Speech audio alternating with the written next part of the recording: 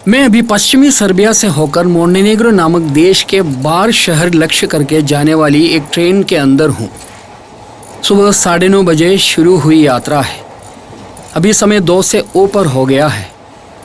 Train का root यह है। बेलग्रेड के टॉपचीदर से रवाना हुई ट्रेन राकोविका, टेपोएवाक, कुलबारा, लाइकोवाक आदि प्रदेशों से होकर ड्यूची पहुंचती है।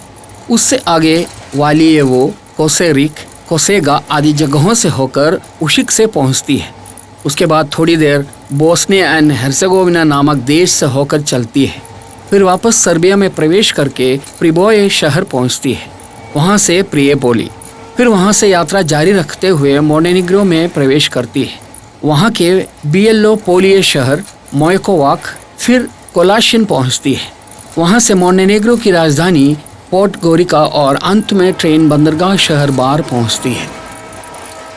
बोगी के अंदर आधे से अधिक सीटें खाली पड़ी हुई हैं। पहाड़ी श्रृंखलाएं और उनसे होकर बनी सुरंगों को पीछे छोड़कर है अभी की यात्रा। यह कोसेगा शहर का बाहरी प्रदेश है। मोंटेनेग्रो की ओर की यात्रा के लिए मेरे बेलग्रेड बार रेल मार्ग चुनने के पीछे का एक कारण है। इस तरह के गांव, ग्रामीण जिंदगी, कृषि क्षेत्र, पहाड़ी श्रृंखलाओं से होकर की इस खूबसूरत ट्रेन यात्रा का होना ही वह कारण है। बहुत ही खूबसूरत नज़ारे और उसके अनुभव इस यात्रा से प्राप्त हो रहे हैं। सर्बिया के अंतर्देशीय मिजाज इस यात्रा के दौरान के नज़ारे हैं। गांव के घर और उसमें रहने वाले लोगों के साथ नज़दीकी नहीं बरती जा सकती है, तो भी गांव की संरचना, मकानों के रूप, कृषि भूमि की विशेषता आदि सब देख सकते हैं। ट्रेन के अंदर अधिक लोग नहीं हैं। इसी कारण से खिड़कियां खुली रखकर उनसे होकर कैमरे का रुख बाहर की ओर करके अच्छे नज़ारों को समेट सकते हैं। अभी रसना नामक एक प्रदेश से होकर गाड़ी जा रही है। लकड़ी, सीमेंट आदि के साथ के कुछ लघु उद्योग वाला प्रदेश। रसना में 1000 से भी कम लोगों की आबादी है। सर्बिया के वास्तविक अंतर्देशीय नज़ारे ये हैं। रसना कोसेगा नगरपालिका में स्थित एक गांव है। ग्रामीण नज़ारे मज़ेदार हैं। टाइल्स के छप्पर वाले मकान हैं अधिक। बाहर से दिखने में एक मंजिला लगता है, तो भी वास्तव में अधिकांश मकान 2 मंजिले हैं। रसना के पीछे छूटने के साथ ही गाड़ी उशिक से नामक शहर पहुंची है। बड़ी ऐतिहासिक घटनाओं से भरा शहर। पश्चिमी सर्बिया का एक बड़ा शहर है उशिक से। ट्रेन में बैठकर देखे जाने वाले इन नज़ारों से ही पता चलता है कि यह किसी भी जिला मुख्यालय इतना बड़ा शहर है। हाँ जी, यह भी एक जिला मुख्यालय है। सर्बिया के ज़ाल्टिबोर नामक जिले का मुख्यालय। उशिक से एक ऐतिहासिक शहर और पर्यटन केंद्र है। 82,000 लोग यहाँ निवास करते हैं। एक तरफ बड़े अपार्टमेंट समुच्चय, पहाड़ के ढलान पर टाइल्स के छप्पर वाली इमारतें हैं। छत पर सोलार पैनल सजाए हुए आधुनिक कालीन इमारतें भी नजर आ रही हैं। ट्रेन उशिक से रेलवे स्टेशन पहुंची है। शहर से थोड़ी ऊंचाई पर स्थित जमीन पर है रेलवे स्टेशन। 1912 में निर्मित स्टेशन है यह। ट्रेन रुकी। मुख्य इमारत बाईं तरफ है। यह इस रूट का एक मुख्य स्टेशन है। काफी लोग डिब्बे में प्रवेश कर रहे हैं। सीट नंबर आदि हैं, तो भी कोई भी उस पर कोई गौर नहीं कर रहे हैं। जो भी खाली सीट मिलती है उस पर एक एक करके कब्जा किए जाते हैं। कुछ लोग मेरे कंपार्टमेंट के अंदर भी आए हैं। भरे हुए डिब्बों के साथ ट्रेन उशिक से रवाना हुई। पहाड़ पर और वादी के समतल प्रदेशों पर फैला हुआ उशिक से शहर। 14वीं शताब्दी में ही पहाड़ के ऊपर एक किला नगर उशिक से में हुआ करता था। उसके बाद 3 शताब्दियों के करीब ओटोमन तुर्कियों ने भी इस नगर को अपने कब्जे में रखा था। ये जानकारी बड़ी रोचक है कि उशिक से नगर को राजधानी बनाकर 20वीं शताब्दी में एक छोटा देश अस्तित्व में आया था। 1941 में पार्टिसान नामक सशस्त्र सेना ने उशिक्से पर कब्जा करके रिपब्लिक ऑफ उशिक्से के अस्तित्व में आने का ऐलान किया था। छोटे झरने, पेड़ों के झुंड, एक तरफ ऊंचाई की ओर सिर उठाए खड़े पहाड़, इन पहाड़ों को ब्लैक माउंटेन्स कहते हैं। बिल से बाहर निकलकर रेंगने वाले एक सांप की तरह ट्रेन सुरंग से निकलकर आगे बढ़ रही है। अब आगे की ओर काफी दूर तक इसी काले पत्थर के पहाड़ से होकर जाना है। इस बीच टिकट एग्जामिनर आए। हर स्टेशन से आगे बढ़ जाने के बाद ये आते हैं। ताज़ा ताज़ा ट्रेन में चढ़े लोगों की टिकट की जांच करते हैं। पहाड़ी क्षेत्र पर पहुंचते ही फोटोग्राफर्स गलियारे में निकल आए। ब्रानस्ची नामक स्टेशन पर गाड़ी रोकी गई, तुरंत रवाना भी हो गई। ब्रानस्ची 700 लोगों की आबादी वाला एक छोटा गांव है। वहां की मुख्य सार्वजनिक संस्था ये रेलवे स्टेशन ही है। यह ब्रानस्ची का पुराना रेलवे स्टेशन है। वह एक आपदा स्मारक की तरह खड़ा हुआ है। इमारतों की दीवारों पर प्रादेशिक कलाकारों ने अपने हाथों के हुनर दिखा रखे हैं। इस पूरे प्रदेश की अपनी एक खूबसूरती नजर आती है। यह डेनारिक आल्प्स नामक प्रसिद्ध पहाड़ी श्रृंखला है। इटली से आरंभ होकर अल्बेनिया तक व्याप्त एक बृहद पर्वत श्रृंखला। यूरोप में यह पर्वत श्रृंखला डिनाराइट्स नाम से जाना जाता है। Italy, Slovenia, Croatia, Bosnia and Herzegovina, Serbia, Montenegro, Kosovo, Albania आदि देशों में ये डायनारिक आल्प्स व्याप्त हैं। बेलग्रेड बार रेलवे के निर्माण में डायनारिक आल्प्स ने ही सबसे अधिक चुनौती पैदा की थी। बड़े पर्वतों को ड्रिल करके बड़ी सुरंगें बनाकर पहाड़ों के दोनों सिराओं को जोड़कर पुल बनाकर बहुत कठिन परिश्रम करके ही इस रेल मार्ग को अमली जामा पहनाया था। इस यात्रा के दौरान मैं जिस देश से होकर जाने का नहीं सोचा था वहां से होकर ही अब यात्रा करूंगा। बोस्निया एंड हेर्जेगोविना नामक देश से होकर। बेलग्रेड बार रेल मार्ग के 9 किलोमीटर वाले प्रदेश उस देश से होकर है, लेकिन इस ट्रेन का वहां कहीं भी स्टॉप नहीं है। डिनारिक आल्प्स के मनुष्य शरीर का स्पर्श नहीं लगे पहाड़ों को देखते हुए की जा रही यात्रा। यह यात्रा हिमालय से की जाने वाली एक ट्रेन यात्रा की याद ताज़ा करने वाली है। अधिक समय सुरंगों के अंदर ही है यात्रा। बड़ी छोटी सुरंगें। 2 मिनट खुली जगह से होकर जाने के तुरंत बाद सुरंग आ जाती है। यह हिसाब लगाया गया है कि इस मार्ग के सुरंगों को जोड़कर रखें तो उसकी कुल लंबाई 114 किलोमीटर होती है। 6 किलोमीटर से भी अधिक लंबी सोजीना एंड ज़ाल्टिबोर है उनमें सबसे लंबी सुरंगें। इस रेल मार्ग पर कुल 254 सुरंगें हैं। 1976 में बेलग्रेड बार रेल मार्ग का निर्माण पूरा होना पूरी दुनिया के लिए एक अद्भुत घटना थी। ट्रेन अभी अधिक समय सुरंगों से होकर ही जा रही है, इसलिए अधिक नज़ारे नहीं मिल रहे हैं। अंधेरा होने की वजह से मैं सुरंगों की पूरी लंबाई नहीं दिखा रहा हूं। कहीं जगहों पर 2 सुरंगों के बीच के ढलान वाले पर्वतीय प्रदेश को काटकर समतल करके पटरियां बिछाई गई हैं। कुछ जगहों पर पुल बने हैं। यदि ट्रेन पटरी से उतरी तो वह बहुत गहरी खाई में जा गिरेगी। सारे पर्यटकों के लिए यात्रा अद्भुतता प्रदान करने वाली है। पूर्वी यूरोप के ही सबसे सुंदर रेल मार्ग यही है। इस एक यात्रा मात्र से ही पूर्वी यूरोप की प्राकृतिक सुंदरता का अनुभव कर सकते हैं। बड़ी सुरंगों में प्रवेश करने के बाद गाड़ी काफी देर तक अंधेरे से होकर चलती है। ये बाहरी दृश्य गवाही दे रहे हैं कि 1960 और 70 के दशकों के दौरान किए गए इस रेल मार्ग का निर्माण बहुत कठिन था। एक सुरंग से निकलने के बाद ट्रेन एक वायडक्ट के ऊपर प्रवेश कर रही है। ये जरा देखिए कितने नीचे से ही इस पुल के खंभे बनाए हुए हैं। एक मिट्टी की सड़क पहाड़ से नीचे की ओर जाती दिखाई दे रही है। एक बहुत ही गहरी खाई को पार करने के लिए इस पुल को बनाया गया है। इस प्रदेश का नाम रिब्निट्सा है। खाई का यह पुल रिब्निट्सा वायडक्ट नाम से जाना जाता है। इस मार्ग पर 435 पुल बने हैं। 1000 के करीब की आबादी वाला रिब्निट्सा गांव नीचे वादी में कहीं है। वादियां, खूबसूरत पहाड़ियां, ये प्रदेश एकदम सुनसान जैसे लगते हैं, तो भी वहां अलग अलग गांव बसे हुए हैं। अब एक अन्य सुरंग पहुंची है। ये केवल ट्रेन के लिए बनी सुरंग नहीं है, अन्य गाड़ियों के लिए एक तरफ खाली जगह छोड़ रखी है। पर्वत के ऊपर के किसी गांव जाने के लिए यह रास्ता बना हुआ होगा। गाड़ी इस तरफ से बहुत सावधानी के साथ आगे बढ़ रही है।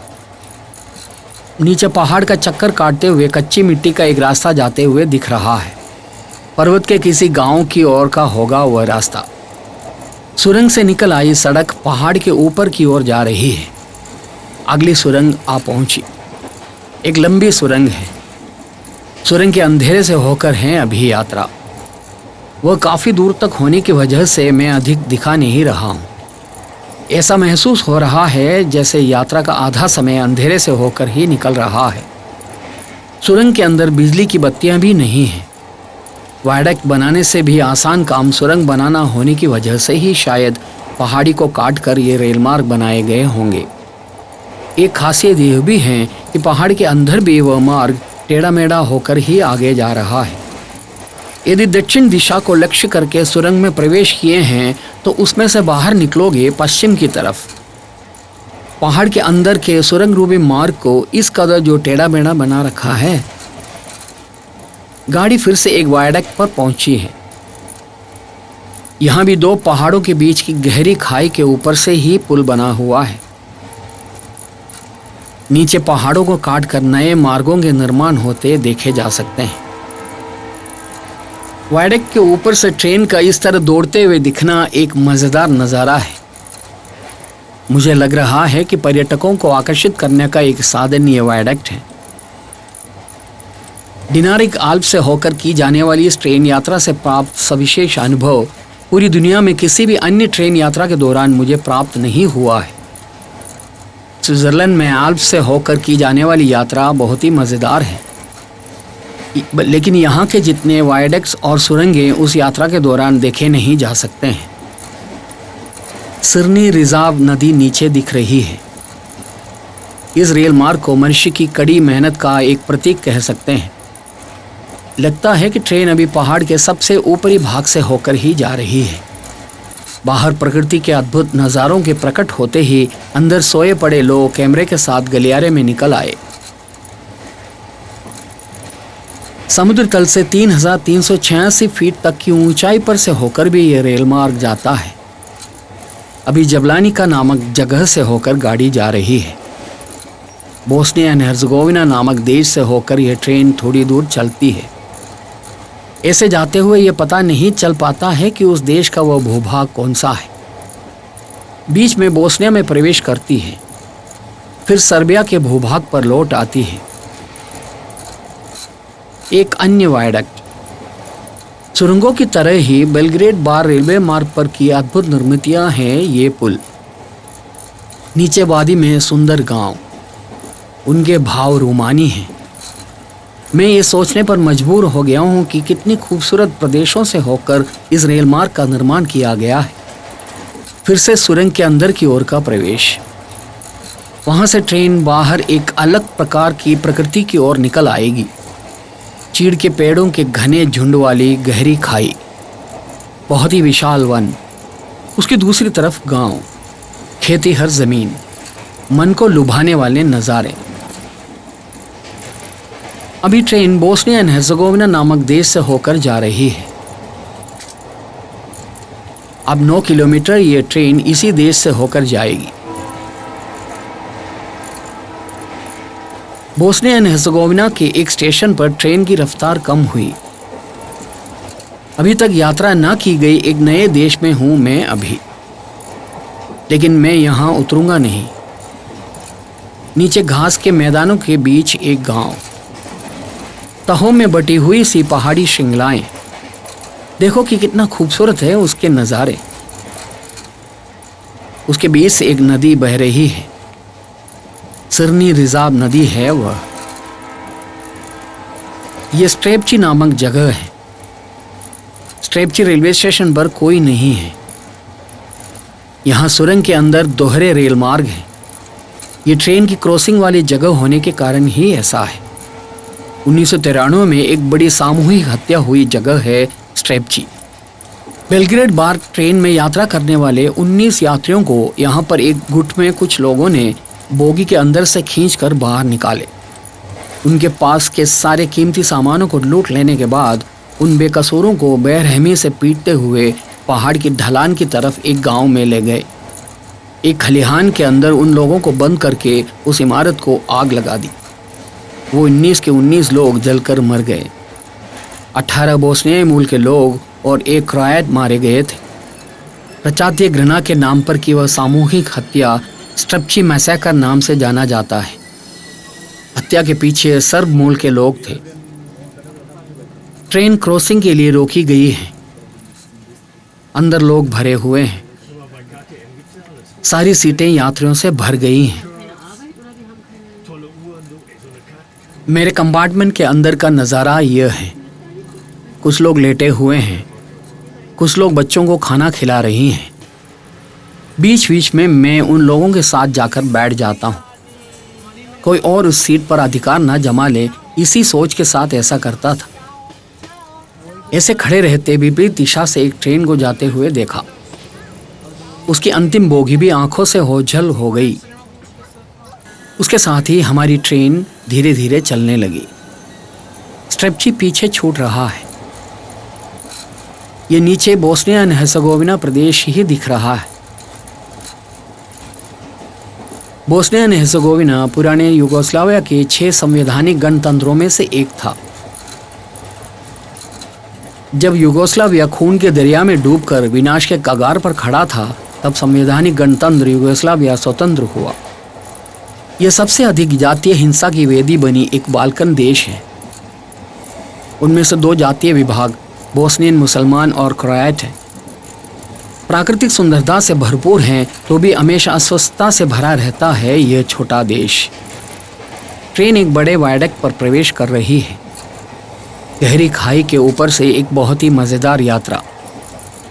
इस पर ऐसे जाते हुए हर किसी को थोड़ा डर अवश्य लगता होगा। छोटे छोटे गांव, वहाँ छोटे छोटे मकान, एक नदी, लिम नदी है वह, घास के विशाल मैदान। वायडक्ट को पीछे छोड़कर ट्रेन अब एक सुरंग में प्रवेश कर रही है। जोश भर देने वाली प्रकृति, देवदार के वृक्षों की हरित शोभा। बोस्निया को रोमानी प्रकृति की खोज में निकलने वालों की प्रिय भूमि कहते हैं। अभी नीचे एक औद्योगिक पार्क देखे जा सकते हैं। वह स्लोबोदाना जोना प्रिबोय नाम से जाना जाता है। उसमें सूचना प्रौद्योगिकी से अनुबंधित उद्योग चलाए जाते हैं। थोड़ी दूर जाने पर नीचे एक गांव दिख रहा है। केमिया कीनिया गांव है वह, बोस्निया एंड हर्जेगोविना में स्थित गांव। सर्बिया के साथ सीमा साझा करने वाला गांव है। 2 से 3 मंजिलों वाले टाइल्स के छप्पर वाले मकान। उसको पीछे छोड़कर थोड़ी दूर और जाने पर एक और गांव का नज़ारा। इस गांव का नाम म्रमोरिये है। यह भी एक सीमावर्ती गांव है। म्रमोरिये पहुंचते ही ट्रेन फिर से सर्बिया में प्रवेश कर गई है। देवदार के वृक्षों की सीमा रेखा के अंदर की खेतीगर जमीन पर जैतून और खुबानी की खेती की गई है। समीप ही एक रेलवे स्टेशन होने की सूचना देते हुए कुछ यात्री दरवाजे की तरफ जा रहे हैं।